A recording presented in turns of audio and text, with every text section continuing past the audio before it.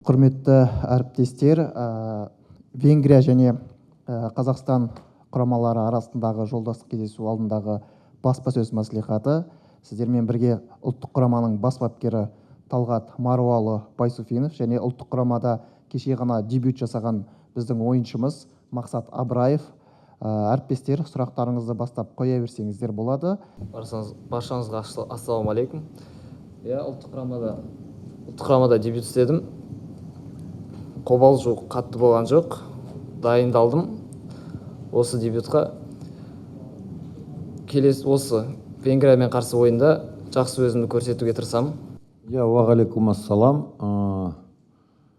Енді план бойынша бірінші ойында әрине енді жас ойыншымызды шығардық, әмірді.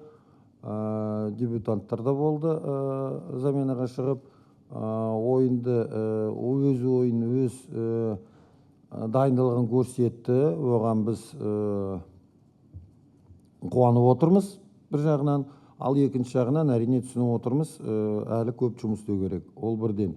Ал екінші сұраққа енді дұрыс сіз айтқаныңыз, бүгінгі күнге Венгрия құрамасы өте жақсы ойын көрсетіп жатыр.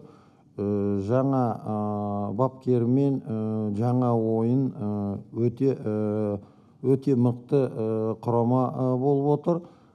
Бізге де ертеңгі ойын план бойынша күзге дайындалған Лига нацияға деп дайындалып отырмыз ғой.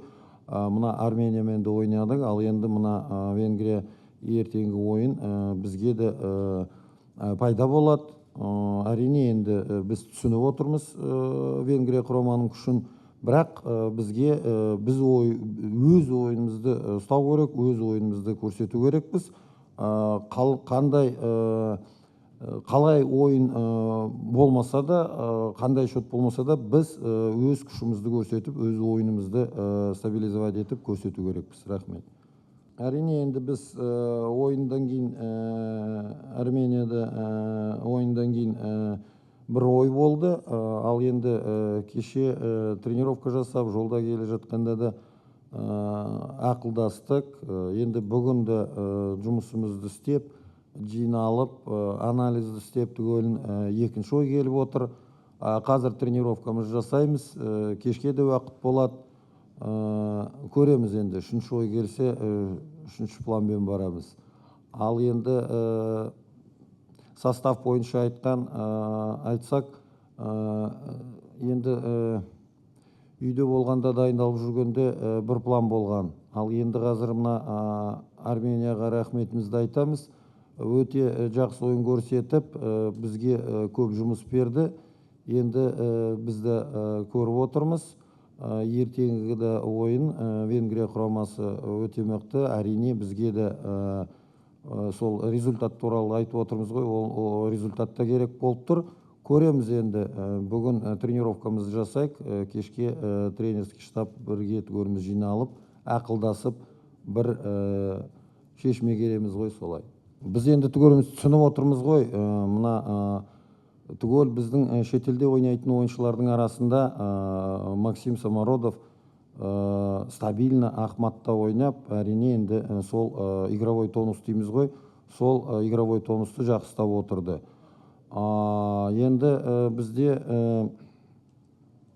Қазақстан премьер-лигада ойнайтын ойыншылардың арасында тек қана Дастан Сатпаев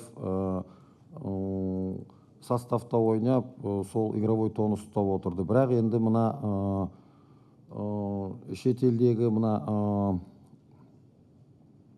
құрамалармен ойнағанда әрине ондай да кішкене тәжірибелі опыт дейміз ғой, сол да керек болып тұр.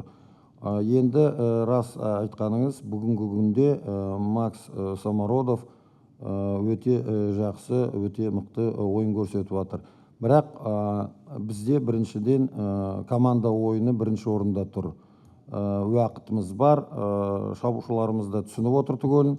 Енді 25-ші жылы қандай шабушылар болды бізде, сіздер білесіздер.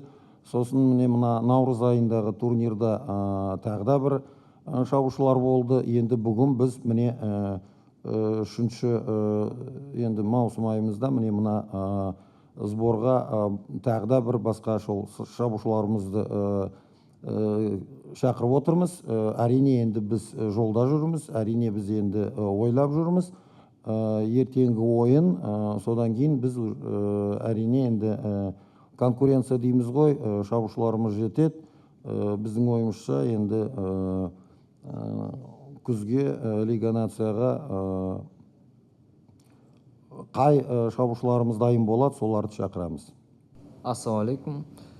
Біздің командада атмосфера жақсы, үлкендер жақсы күтіп алды, құрметтеп, өздерінің ақылдарын айтып, бүкілін көрсетіп жатыр. Соған рахмет.